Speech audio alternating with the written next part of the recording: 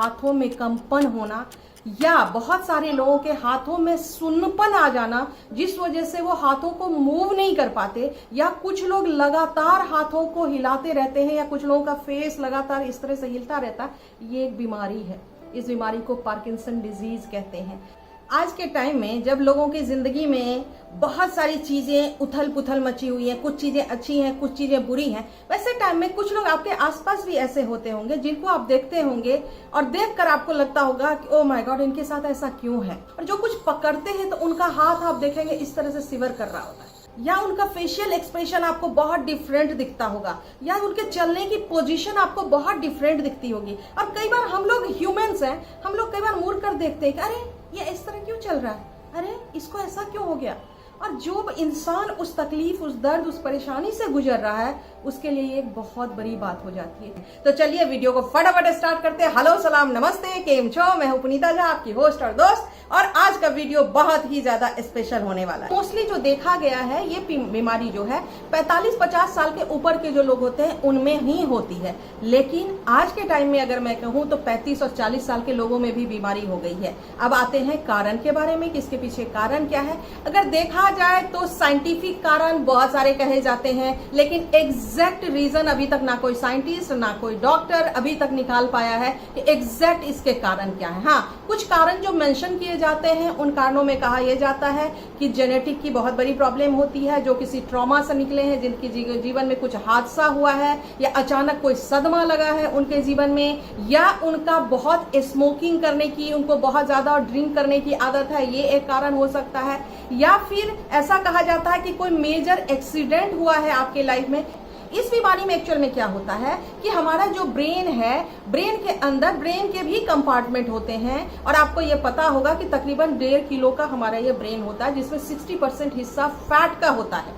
तो कहा यह जाता है कि जो ब्रेन है, ब्रेन के मसल्स को रेगुलेट करने के लिए, मूवमेंट कराने के लिए, उसको सिग्नल देने के लिए एक केमिकल रिलीज होती है जिसका नाम डोपामीन है। कुछ कारण होते हैं जिसके वजह से कि डोपामीन जो है हमारे ब्रेन में कम रिलीज होने लगता है, या धीरे धीरे खत्म होने लगता है, और कुछ दूसरी चीजें बढ़ने लगती हैं। इसको वाइस वर्सा किसी भी तरह आप समझ सकते हैं। तो धीरे धीरे वो शिथिलता के तरफ चला जाता है। मसल्स को वो एग्जैक्ट जिस तरह से हमारा न्यूरोट्रांसमीटर जो ब्रेन का हमारा सिग्नल है, अभी मैं आपसे हाथ उठाकर बात कर रही हूँ, आपके सामने इस तरह से कर रही हूँ या बोल पा रही हूँ, क्योंकि हमारा ब्रेन जो है वो सिग्नल उस डायरेक्शन में, उस बॉडी पार्ट को डायरेक्शन दे रहा है, उस बॉडी पार्ट को सिग्नल दे रहा है। लेकिन बाय द वे किसी भी कारण से अगर वो सिग्नल जाने में देरी होती है, या सिग्नल ठीक से नहीं पहुंच पाती है, या मसल्स उस सिग्नल को प्रॉपर्ली एक्सेप्ट नहीं कर पाती है, तब ये प्रॉब्लम होती है। तो इसका मतलब क्या हुआ कि ये जो है न्यूरोलॉजिकल डिसऑर्डर है, मतलब ब्रेन से रिलेटेड डिसऑर्डर है।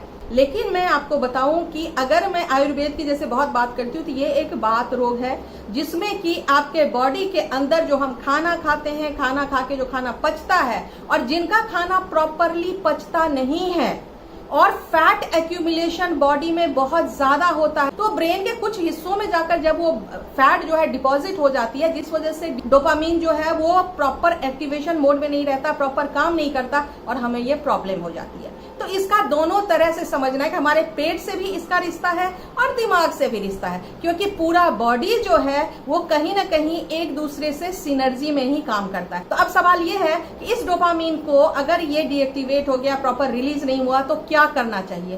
तो फर्स्ट थिंग ऐसा कि आपको पहली चीज करनी चाहिए कि खान पान में सुधार करनी चाहिए। तो आप अपने खाने में कुछ स्पेसिफिक चीजें खाएं, मतलब कि ग्रीन वेजिटेबल या रॉ वेजिटेबल या रॉ फ्रूट्स हर खाने से पहले आप खाने की कोशिश करें। बहुत सारे लोग ऐसे होते हैं जो खाना खाते हैं लेकिन खाना के साथ सैलेड खाते हैं, या खाना के बाद सैलेड खाते हैं। आप जो भी सैलेड खाते हैं कोशिश कीजिए आप खाना खाने से पहले खाएं। और एक और चीज आपके लिए बहुत हार्मफुल है, अगर आप 9 बजे के बाद खाना खाते हैं तो मेक श्योर कि आप 7 साढ़े 7 तक अपना खाना खत्म कर लें। अगर आपको पार्किंसन की डिजीज है तो 1 घंटा अनुलोम विलोम, मतलब आधा घंटा सुबह और आधा घंटा शाम को अनुलोम विलोम करना जरूरी है। और हर रोज 20 से 45 मिनट की वॉकिंग जरूरी है। ऐसा मैं इसलिए कह रही हूँ कि जब हम ये क्रियाएं करते हैं तो हमारे ब्रेन के जो वो सोए हुए डोपामीन को इंक्रीज करने वाली जो चीजें हैं वो एक्टिवेट हो जाती हैं और डोपामीन बढ़ जाता है, तो आपके अच्छे होने की संभावना भी बढ़ जाती है। और विटामिन डी लीजिए, विटामिन डी का मतलब है धूप लीजिए, सुबह और शाम का 15-15 मिनट का धूप जरूर लीजिए। तो पहले रेमेडी में हमें कुछ ऐसे इंग्रेडिएंट्स चाहिए जो कि हमारे ब्रेन को और जो ब्रेन के अंदर जो फैट सेल्स हैं उनको एक्टिवेट करने में बहुत बड़ा रोल प्ले करे, क्योंकि आपको पता है कि पार्किंसन ट्रेमर जो होती है वो डायरेक्टली रिलेटेड होती है ब्रेन से, और अगर ब्रेन को हील करने वाला कोई चीज नहीं डाला जाएगा तो रिजल्ट नहीं आएगा। और आप सब ने सुना होगा इसका पहला जो इंग्रेडिएंट है उसको कहते हैं बादाम, स्पेशली ये मामरा बादाम। बादाम दो तरह के होते हैं, यहाँ मैं आपको दिखा देती हूँ। देखिए ये बादाम जो है ये थोड़ी छोटी और चपटी होती हैं, ये मामरा बादाम होता है। ये बहुत ही हेल्दी होता है, ये ब्रेन सेल्स में बहुत अच्छा काम करता है। दूसरा जो ये है जो बड़े साइज की होती है जनरली जो मिलती है ये है कैलिफोर्निया बादाम। आप कहीं से भी मामरा बादाम ढूंढोगे तो आपको बहुत इजीली अवेलेबल है। थोड़ा सा ये महंगा होता है कैलिफोर्निया बादाम के कंपैरिजन में, लेकिन इतनी बड़ी बीमारी को अगर ठीक करना है तो इतना तो बर्दाश्त आपको करना ही पड़ेगा। तो आपको क्या करना है कि 50 ग्राम चाहिए आपको ये मामरा बादाम। इस मामरा बादाम को आपने रात में पहले भिगो देना है। तो देखिए मैंने पहले से इसको भिगो के रखा हुआ है, क्योंकि ब्रेन का मामला है तो हर चीज हमें बहुत सोच समझ कर यूज करना होगा। अब इस बादाम को हम क्या करेंगे कि पीस लेंगे मिक्सी में। अगर आपको डिटेल में देखना हो कि बादाम के दूध, मूंगफली के दूध कैसे बनाए जाते हैं तो मेरे चैनल पे ऑलरेडी ये वीडियो है, आई कार्ड में वीडियो डाल दिया है मैंने, आप जाकर इस वीडियो को देखिए और घर में ही आप प्लांट बेस्ड मिल्क बनाना सीख सकते हैं। अब क्या करना है कि ये जब दूध हमने बना लिया तो इस कप के अंदर में अब कुछ चीजें आपको ध्यान देनी है, क्योंकि ये दूध पीना आपको रात को है और बना के रखना सुबह को है। अब क्या करना है कि इस दूध के अंदर में आपने डालना है 10 केसर। कहीं भी रिसर्च कर लीजिए, कहीं भी सर्च कर लीजिए, केसर जो है उससे अच्छा ब्रेन के लिए कुछ नहीं है। तो 10 स्ट्रैंड डालेंगे इसके अंदर में केसर। 1/4 चम्मच डालेंगे इसके अंदर में हल्दी और इसको अच्छे से मिला करके अब इसके अंदर में 2 टुकड़ा साबुत इस तरह के अच्छे ऑर्गेनिक दालचीनी लीजिएगा। 1-1.5 इंच का टुकड़ा है, ये टुकड़ा भी इसके अंदर चला जाएगा। और इसके अंदर जाएगा 2 मोटी काली इलायची, 2 छोटी हरी इलायची। ये सारी चीजें ऐसी हैं जो ब्रेन के नर्व को एक्टिवेशन में, पार्किंसन जिन लोगों को होती है, ट्रेमर्स की प्रॉब्लम जिन लोगों को होती है, उनके नर्व में सिग्नलिंग के प्रोसेस को इंक्रीज करने में, वीकनेसेस, नर्व के वीकनेस को इंक्रीज करने में बहुत बड़ा रोल प्ले करती है। इन सब को डाल के इस कप में ढक के अब दिन भर आप छोड़ दीजिए।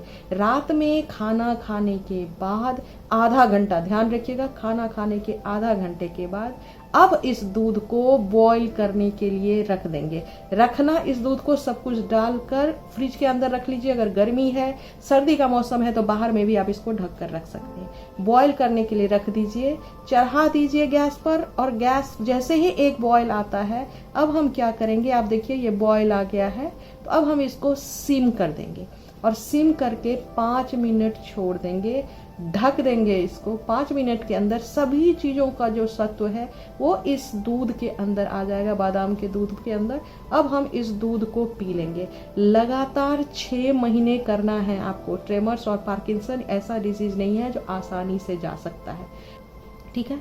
चलिए अब हम दूसरी रेमेडी की तरफ चलते हैं। दूसरा रेमेडी है आसान, लेकिन उसका रिजल्ट जो है वो मिराकुलस है।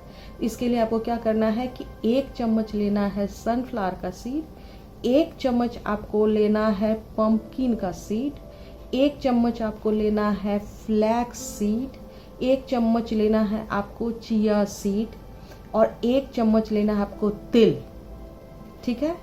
इन सबको हल्का सा रोस्ट कर लेंगे। अब इस रोस्ट के टाइम में ही इसके अंदर 5-7 दाना डाल देंगे मूंगफली का, ठीक है। इन सारी चीजों को रोस्ट कर लेंगे। रोस्ट करने के बाद इसको आप चाहें तो इसकी क्वांटिटी आप बढ़ा सकते हैं, क्वांटिटी आप ज्यादा भी कर सकते हैं। अब रोस्ट करने के बाद इसको एक डब्बे में भर कर रख लीजिए और सुबह सुबह उठते ही मतलब कि आपने पानी वानी पी लिया। उसके बाद आपने क्या करना है, 1 चम्मच आपने ये सभी चीज़ों का मिक्स किया हुआ ये खाना है। इसके साथ आपको ये सूखा गोला जो होता है इसका 1 टुकड़ा भी लेना है। इतना सा टुकड़ा, 1 इंच का टुकड़ा सूखा गोला का, ये आपने खा लेना है। और ऊपर से गुनगुना पानी आधा कप पी लेना है। ये लगातार आपको करते रहना है। और ध्यान देने की चीज़ है कि आप अपने खाने में 2 चीज़ और जो रह गया मेरा बताना, लाल और पीला शिमला मिर्च जिसको कि पेपर कहते हैं, रेड पेपर, बेल पेपर और येलो बेल पेपर, वो रोज शामिल करेंगे तो वो भी आपको बहुत ज़्यादा हेल्प करेगा आपके पार्किंसन और आपके ट्रेमर को आपके शरीर से हमेशा के लिए। आपके जो हाथों में कंपन है, मान लीजिए इतनी तेज होती है, वो इतनी हो जाएगी। और अगर आपने 6 महीने लगातार ये ले लिया तो आपकी हाथ जिस तरह मैं अभी कर पा रही हूँ, मूव कर पा रही हूँ, वैसा हो जाएगा। आप करके देख लीजिए। मैंने कई लोगों पे ये उपचार किया है और सबका अमेजिंग रिजल्ट है। 2 महीने में ही लोगों के 50% से ज्यादा फर्क आ गए। तो आप भी इसको कीजिए, इसका फायदा उठाइए। होलिस्टिक हेल्थ विद पुनीता को सब्सक्राइब करना मत भूलिए, ऑल पे क्लिक कीजिए और उसके बाद नोटिफिकेशन को ऑन कर दीजिए, क्योंकि मेरे वीडियो जब भी आएंगे तो सबसे पहले आपको ही दिखने चाहिए। आप सब मेरे सब्सक्राइबर हो, आप सब मुझे इतना लव करते हो, उसके लिए थैंक यू सो मच। आपका प्यार मिलता है, उससे मुझे मोटिवेशन मिलता है। एक लाइक भी कर दीजिए। लाइक से होता तो कुछ भी नहीं है, लेकिन आपके लाइक से हमें बहुत मोटिवेशन और इंकरेजमेंट मिलती है। नेक्स्ट वीडियो आप लोग किस पे देखना चाहते हैं मुझे जरूर बताइएगा और मुझे इंस्टाग्राम और फेसबुक पे भी फॉलो करना मत भूलिएगा। नेक्स्ट वीक एक और अमेजिंग, बहुत ही अमेजिंग वीडियो आने वाला है। So stay connected. Thank you so much मुझे हमेशा वॉच करने के लिए।